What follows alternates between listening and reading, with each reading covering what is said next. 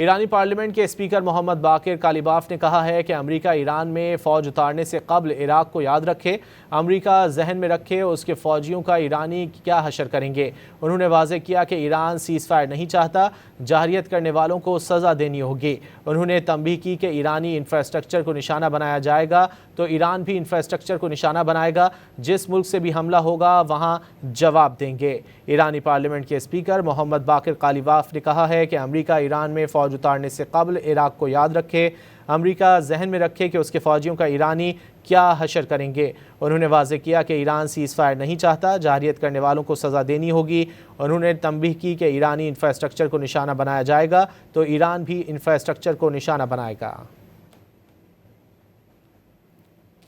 ایرانی پارلیمنٹ کے اسپیکر محمد باقر کالیباف نے کہا ہے کہ امریکہ ایران میں فوج اتارنے سے قبل عراق کو یاد رکھے، امریکہ ذہن میں رکھے اس کے فوجیوں کا ایرانی کیا حشر کریں گے۔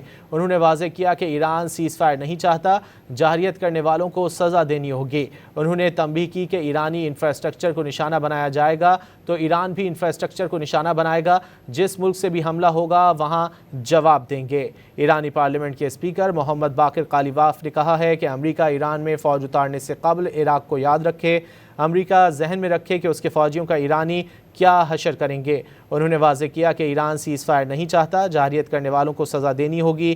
انہوں نے تنبیہ کی کہ ایرانی انفراسٹرکچر کو نشانہ بنایا جائے گا تو ایران بھی انفراسٹرکچر کو نشانہ بنائے گا۔